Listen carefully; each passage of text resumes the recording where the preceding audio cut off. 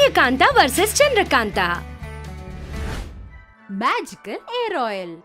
ಒಂದಿನ ಸೂರ್ಯಕಾಂತ ಹಾಲಲ್ಲಿ ಕುತ್ಕೊಂಡು ಟಿವಿ ನೋಡ್ತಾ ಇದ್ಲು. ಅದೇ ಸಮಯಕ್ಕೆ ಚಂದ್ರಕಾಂತ ಒಂದ್ ಬ್ಯಾಗ್ ತಗೊಂಡ್ ಬಂದ್ಲು. ಅತ್ತೆ, ನಾನು ಮಾರ್ಕೆಟ್ ಹೋಗ್ ಬರ್ತೀನಿ. ಏನಕ್ಕೆ? ಇಲ್ದೇ ಇರೋ ತಲೆನೋವು ಹೆಂಗ್ ಸೃಷ್ಟಿ ಮಾಡ್ಬೇಕು ಅಂತ ಪುಸ್ತಕ ತಗೊಳಕ್ಕ? ರಾಮ ರಾಮ, ಅತ್ತೆ ನಾನ್ ಯಾವಾಗ ಹಂಗ್ ಮಾಡಿದೀನಿ? ಯಾವಾಗ ತಂದಿಲ್ಲ ಅಂತ ಕೇಳು, ಹೇಳ್ತೀನಿ. ಮಾರ್ಕೆಟ್ಗೆ ಹೋಗ್ ಬಂದ್ಮೇಲೆ ಆರಾಮಾಗಿ ಕೇಳ್ತೀನಿ ಬಿಡಿ.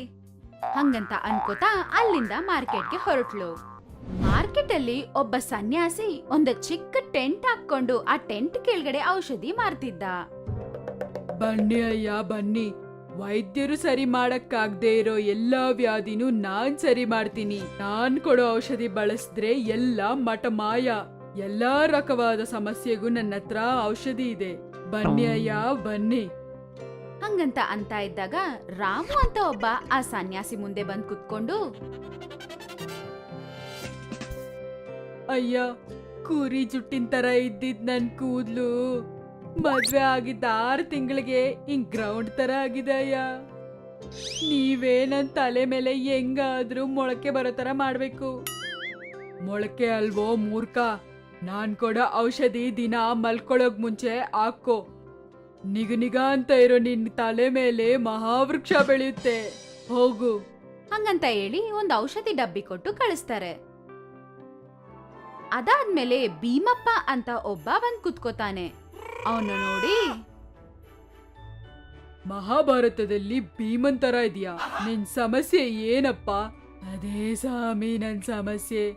ನನ್ನ ಹೊಟ್ಟೆ ನೋಡಿ ಸ್ವಾಮಿ, ಆಚೆ ಹೋಗ್ಬೇಕಂದ್ರೇನೆ ನಾಚಿಕೆ ಆಗ್ತಿದೆ.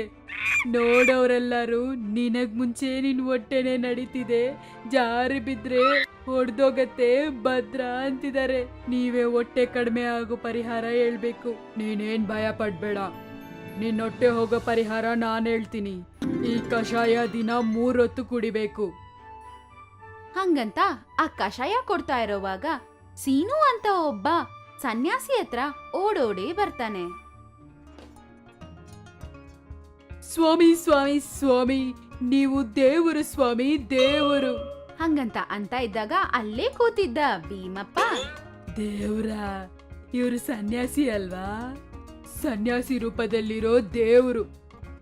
ಆದ್ರೆ ದೇವಸ್ಥಾನ ಇಲ್ಲಿ, ಕನಿಷ್ಠ ಆಶ್ರಮನೂ ಇಲ್ಲ. ನಾನ್ ಕಟ್ತೀನಿ, ಇಲ್ಲೇ ದೊಡ್ಡ ಆಶ್ರಮ ಕಟ್ತೀನಿ. ಇಷ್ಟಕ್ಕೂ ಸ್ವಾಮಿ ನಿನ್ಗೇನ್ ಮಾಡಿದ್ರು? 15 ವರ್ಷದಿಂದ ನಾನು ನನ್ನ ಹೆಂಡತಿ ಮಕ್ಕಳಿಲ್ದೆ ಅಳ್ತಾ ಇದ್ದೀವಿ. ಇವ್ರು ಕೊಟ್ಟಿದ್ದ ಔಷಧಿ ಕೊಡ್ತಾ ನನ್ನ ಹೆಂಡತಿ 1 ತಿಂಗಳಿಗೆ ನೀರ್ ಹಾಕೊಂಡ್ಲಪ್ಪ ಅಂತ ಮತ್ತೆ ಕಾಲ್ ಮೇಲೆ ಬೀಳ್ತಾನೆ.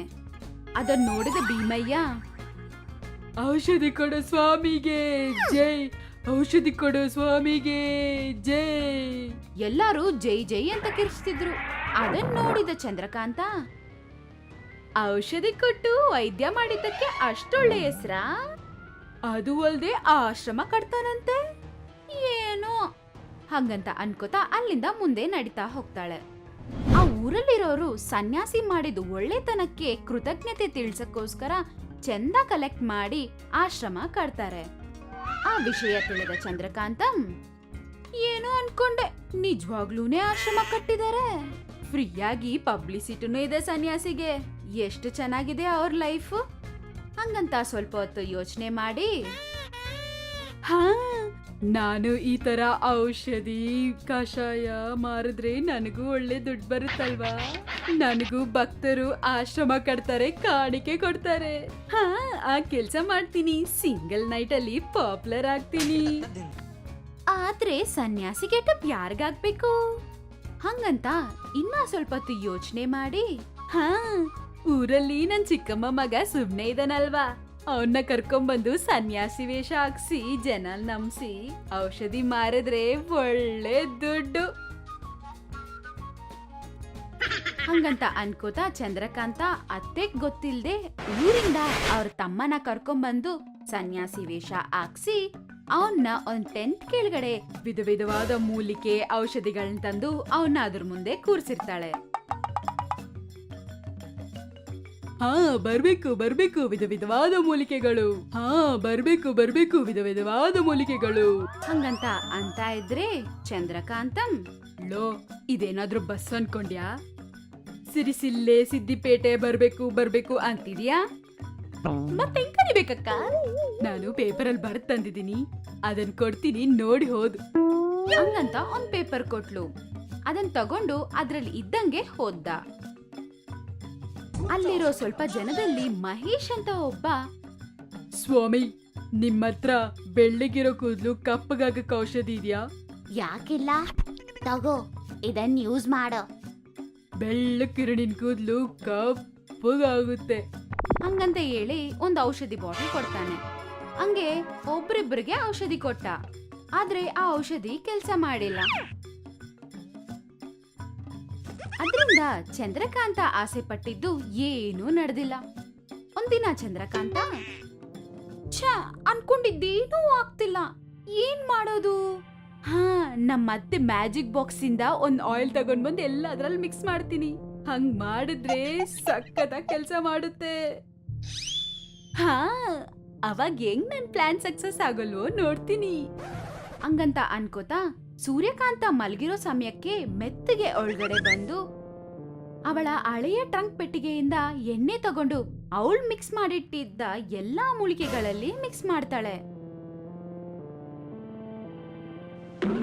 ಮಹೇಶ್ ಮತ್ತೆ ಬಂದು, ಎಷ್ಟ್ ದೊಡ್ಡ ಕಳ್ಳ ನೀನು, ಬೆಳ್ಳಿಗಿರೋ ಜುಟ್ಟು ಕಪ್ಪಗಾಗತ್ತಂತ ಹೇಳಿ ಇರೋ ಜುಟ್ಟೆಲ್ಲ ಹೋಗೋ ತರ ಮಾಡಿದ್ಯಾ, ತಲೆ ಗುಂಡ್ ಮಾಡಿಟ್ಟಿದ್ಯಾ ಅಂತ ಅವನ್ ತಲೆನ ಅವನಿಗೆ ತೋರಿಸ್ತಾನೆ. ಅದನ್ನ ನೋಡಿ ಅಂಜಿ ಮೆತ್ತಗ್ ನಕ್ಕೋತಾ, ಎಲ್ಲೋ ಏನೋ ತಪ್ಪು ನಡೆದಿದೆ ಅನ್ಸುತ್ತೆ, ಇವಾಗ ಹಂಗಾಗಲ್ಲ, ತಗೋ ಇದನ್ನ ರಾತ್ರಿ ಹಚ್ಕೊಂಡ್ ಮಲ್ಕೋ, ಬೆಳಗಾಗಷ್ಟೊತ್ತಿಗೆ ನಿನ್ ಗುದ್ರೋಗಿರೋ ಜುಟ್ಟು ಬಂದು ಕಪ್ಪಗ್ ನಿಗನಿಗ ಅನ್ನುತ್ತೆ ಅಂತ ಮ್ಯಾಜಿಕಲ್ ಆಯಿಲ್ ಮಿಕ್ಸ್ ಮಾಡಿದ್ದೊಂದು ಔಷಧಿ ಕೊಡ್ತಾನೆ. ಅದನ್ ತಗೊಂಡ್ ಮಹೇಶ್ ಅಲ್ಲಿಂದ ಹೋಗ್ತಾನೆ. ಅಂಜಿ ಹೇಳ್ದಂತೆ ಅವನ್ ಕೊಟ್ಟಿದ್ದ ಔಷಧಿ ತಲೆಗೆ ಹಾಕೊಂಡು ಆ ರಾತ್ರಿ ಅವನ್ ಮಲ್ಕೋತಾನೆ. ಬೆಳಗಾಗಷ್ಟೊತ್ತಿಗೆ ಅವನ್ ತಲೆ ತುಂಬಾ ಕೂದ್ಲು, ಅದು ಕಪ್ಪಗಿತ್ತು. ಅದನ್ನ ನೋಡಿ ಆನಂದ ಪಟ್ಟ ಮಹೇಶ್ ತಕ್ಷಣ ಸನ್ಯಾಸಿ ಬಗ್ಗೆ ಮತ್ತೆ ಕೂದ್ಲಿಂಗ್ ಬಂತು ಅನ್ನೋ ವಿಷಯ ಎಲ್ಲಾರ್ಗೂ ಹೇಳ್ತಾ ಅಂಜಿ ಹತ್ರ ಬರ್ತಾನೆ. ಸ್ವಾಮಿ, ನೀವು ಕೊಟ್ಟಿರೋ ಔಷಧಿಗೆ ಒಳ್ಳೆ ಮಹಿಮೆ ಇದೆ ನೋಡಿ, ನನ್ ಜುಟ್ಟು ಎಷ್ಟು ಚೆನ್ನಾಗಿದೆಯೋ, ತುಂಬಾ ಸಂತೋಷ ಅಂತ ನಗ್ತಾ ಹೇಳ್ತಾನೆ. ಅದರಿಂದ ಚಂದ್ರಕಾಂತಂ ಸೃಷ್ಟಿ ಮಾಡಿದ ಫೇಕ್ ಸನ್ಯಾಸಿಗೂ ನಿಜವಾದ ಮಹಿಮೆ ಇರೋ ಸನ್ಯಾಸಿ ಅಂತ ಅನ್ಕೊಂಡು ಇವ್ರಿಗೂ ಆಶ್ರಮ ಕಟ್ಕೊಡ್ಬೇಕು ಅಂತ ತುಂಬಾ ಚಂದ ಕಲೆಕ್ಟ್ ಮಾಡಿದ್ರು.